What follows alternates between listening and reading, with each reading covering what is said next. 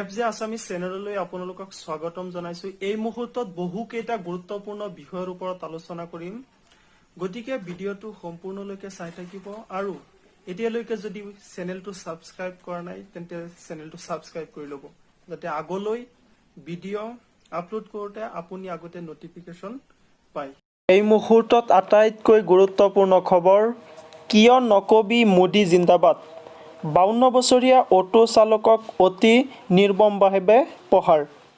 মোদী জিন্দাবাদ, জয় শ্ৰীৰাম। কোনোবাৰ বাবে ৰাজস্থানৰ এগৰাকী অটো চালকক নিৰ্মমভাৱে প্ৰহাৰ কৰা ঘটনাই দেশজুৰি তীব্ৰ প্ৰতিক্ৰিয়াৰ সৃষ্টি কৰিছে। ৰাজস্থান আৰক্ষীয়ে যোৱা শনিবাৰে সংবাদ মাধ্যমক অৱগত কৰা অনুসৰি 52 বছৰীয়া এগৰাকী অটো চালকক দুগৰাকী লোকে আক্ৰমণ কৰাৰ লগতে চালকজনৰ দাড়িত ধৰি টানি পাকিস্তানলৈ গুচি যোৱাৰ বাবে ধমকি প্ৰদান কৰিছিল। আৰক্ষীয়ে ইতিমধ্যে দুগৰাকী আক্ৰমণকাৰীক গ্ৰেপ্তাৰ কৰিছে। অটো চালক অহমদ কছবাই আৰক্ষীক সদৰি কৰা মতে লোক দুগৰাকীৰ পৰা কাঢ়ি নিয়া গড়ি আৰু ধন উদ্ধাৰ কৰা হয়। আৰক্ষীয়ে সমগ্ৰ ঘটনাৰ বিস্তৃত বৰ্ণনা দি কয়, শুকুৰবাৰে বিয়লি 4 বজাত অটো চালকগৰাকী ভাড়া মাৰি থকাৰ সময়তে এই লোক দুগৰাকীয়ে তেওঁক ৰখাই মোদী জিন্দাবাদ, জয় শ্ৰীৰাম ক'বলৈ কয় আৰু লগে লগে তেওঁক আক্ৰমণ কৰে। এই মুহূৰ্তত আন এটা গুৰুত্বপূৰ্ণ খবৰ, আত্মনিৰ্ভৰশীল ভাৰত। এতিয়াৰে পৰা দেশৰ প্ৰতিৰক্ষাৰ ক্ষেত্ৰৰ 101 বিধ অস্ত্ৰ-শস্ত্ৰ প্ৰস্তুত কৰা হ'ব ভাৰতত। দেওবাৰে 10 বজাত দেশৰ প্ৰতিৰক্ষা মন্ত্ৰী ৰাজনাথ সিঙে এক গুৰুত্বপূৰ্ণ ঘোষণা কৰে। টুইটাৰ যোগে মন্ত্ৰীগৰাকীয়ে ঘোষণা কৰে যে এতিয়াৰে পৰা দেশৰ প্ৰতিৰক্ষাৰ দিশতো অৱলম্বন কৰা হ'ব আত্মনিৰ্ভৰ ভাৰতৰ মডেল। এই লক্ষ্য আগত ৰাখিয়েই এতিয়াৰে পৰা দেশৰ প্ৰতিৰক্ষাৰ ক্ষেত্ৰৰ 101 এবিধ সা-সঁজুলি, অস্ত্ৰ-শস্ত্ৰ প্ৰস্তুত কৰা হ'ব ভাৰততে। প্ৰতিৰক্ষা ক্ষেত্ৰতো স্বদেশী সা-সঁজুলি ব্যৱহাৰৰ কথা ঘোষণা কৰি প্ৰতিৰক্ষা মন্ত্ৰীগৰাকীয়ে আৰ্থিক পেকেজৰ সন্দৰ্ভতো এক গুৰুত্বপূৰ্ণ ঘোষণা কৰে। তেওঁ ঘোষণা কৰে যে বিগত 4 বছৰৰ ভিতৰত ভাৰত প্ৰতিৰক্ষাৰ দিশত আত্মনিৰ্ভৰশীল হৈ উঠিব। ইয়াৰ বাবে 4 লাখ কোটি টকা ধাৰ্য কৰা হৈছে। উল্লেখ্য যে অচিৰেই প্ৰতিৰক্ষা মন্ত্ৰালয়ে এই 101 বিধ অস্ত্ৰ-শস্ত্ৰৰ নাম প্ৰকাশ কৰাৰ সম্ভাৱনা আছে। এই মুহূৰ্তত আন এটা গুৰুত্বপূৰ্ণ খবৰ, মিছা খবৰ বিয়পাইছিল মনোজ তিৱাৰীয়ে। কৰোনামুক্ত হোৱা নাই অমিত শ্বাহ, গৃহ মন্ত্ৰালয়। কেন্দ্ৰীয় গৃহমন্ত্ৰী অমিত শ্বাহ কৰোনামুক্ত হোৱা খবৰ খাৰিজ কৰিছে গৃহ মন্ত্ৰালয়ে।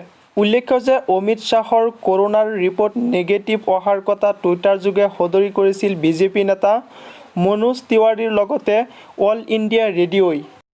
এই সমগ্ৰ বিষয়ৰ ওপৰত শেহতীয়াকৈ গৃহ মন্ত্ৰালয়ে সদৰি কৰিছে যে অমিত শ্বাহৰ দেহত কৰোনাৰ অৱস্থিতি পোৱাৰ পাছত কোনো পৰীক্ষা কৰা হোৱা নাই, গতিকে তেওঁৰ কৰোনাৰ ৰিজাল্ট নেগেটিভ অহাৰ খবৰৰ কোনো সত্যতা নাই।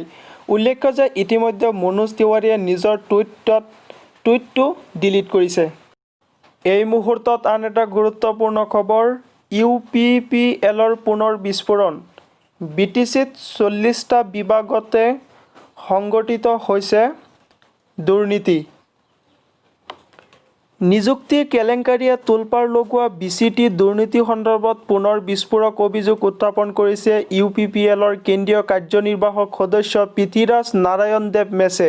আজি কোকৰাঝাৰ প্ৰেছ ক্লাবত আয়োজিত হোৱা এক সংবাদমেলত UPPLৰ কেন্দ্ৰীয় কাৰ্যনিৰ্বাহক সদস্য পৃথ্বীৰাজ নাৰায়ণ দেৱে মেছে BTCৰ মুখ্য সচিবে এক নিৰ্দেশনামৰ্মে পৰিবহণ বিভাগত অবৈধভাৱে নিযুক্তিপ্ৰাপ্ত 29 জন প্ৰাৰ্থীক বৰ্খাস্তকৰণ কৰা কাৰ্যক আদৰণি জনাই BCTৰ প্ৰতিটো বিভাগতে ভয়ংকৰ দুৰ্নীতি হোৱাৰ অভিযোগ কৰিছে। একাংশ বিভাগত 2015 চনৰ পৰাই ভয়ংকৰ দুৰ্নীতিত লিপ্ত হৈ আছিল। ৰাজ্যপালৰ শাসন প্ৰৱৰ্তন হোৱাৰ পিছতে BTCৰ নিযুক্তি কেলেংকাৰী সন্দৰ্ভত পৃথ্বীৰাজ নাৰায়ণ দেৱ মেছে BTCৰ মুখ্য সচিবক অভিযোগ পত্ৰ দিয়াৰ লগতে কোকৰাঝাৰ সদৰ থানাত এখন এজাহাৰো দাখিল কৰে।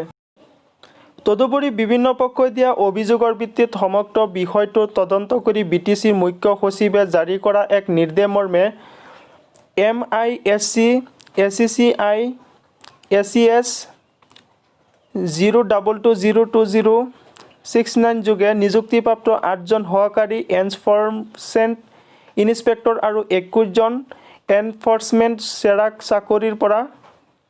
চেকাৰক চাকৰিৰ পৰা বৰখাস্ত কৰে। কোনো ধৰণৰ বিজ্ঞাপন প্ৰকাশ নোপোৱাকৈ কোনো ধৰণৰ সাক্ষাৎকাৰ পৰীক্ষাত অৱতীৰ্ণ নোহোৱাকৈ চাকৰিপ্ৰাপ্ত সহকাৰী এনফৰ্চমেণ্ট ইনস্পেক্টৰ কেইজন হ'ল ক্ৰমে কোকৰাঝাৰৰ বিডিঅ অফিচত কৰ্মৰত কিউটি নাৰ্জাৰী, চিৰাঙৰ বিডিঅ অফিচৰ ভাস্কৰ চাৰাং বসুমতাৰী, বাক্সাৰ বিডিঅ অফিচত কৰ্মৰত নিকলছ বসুমতাৰী, ওদালগুৰিৰ বিডিঅ অফিচৰ ৰণেল ৰবিনছন মুছাহাৰী, বাক্সাৰ বিডিঅ অফিচৰ সৈয়দ ৰাজবংশী, ওদালগুৰিৰ বিডিঅ অফিচৰ সোণালী মহিলাৰী, ওদালগুৰিৰ বিডিঅ অফিচৰ দীপজ্যোতি বৰা আৰু বাক্স বিডিঅ অফিচৰ কাজীৱ বসুমতীৰ।